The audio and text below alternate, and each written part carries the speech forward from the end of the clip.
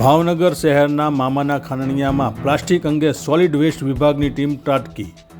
શહેરના આંબાચોક વિસ્તારમાં આવેલ મામાના ખાનણિયામાં એક બંધ દુકાનમાં સોલિડ વેસ્ટ વિભાગ દ્વારા રેડ કરાતા હજારો કિલો પ્રતિબંધિત પ્લાસ્ટિકનો જથ્થો મળી આવ્યો। સૂત્રો પાસેથી જાણવા મળ્યા પ્રમાણે આ ગોડાઉન આત્મારામ એન્ડ સન્સનું હોવાનું જાણવા મળી રહ્યું છે।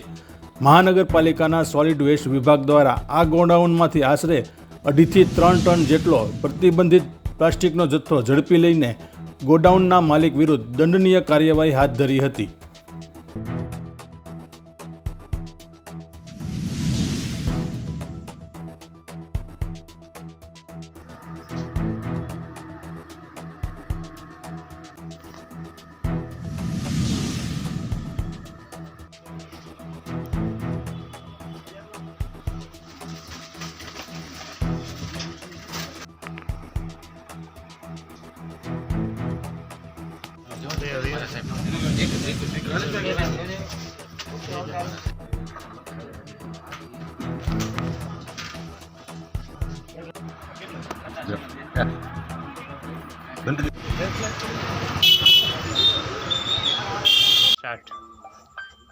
मेरा नाम मानसी पटेल है, नायब कार्यपालक इंजीनियर सॉलिड वेस्ट मैनेजमेंट विभाग भावनगर महानगरपालिका।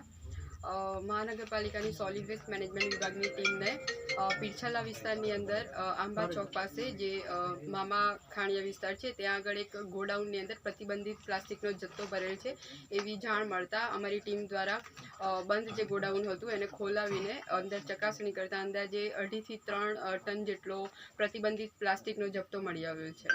તો હાલમાં મહાનગરપાલિકા દ્વારા આગળની કાર્યવાહી કરવામાં આવી રહી છે। ઓકે બેન।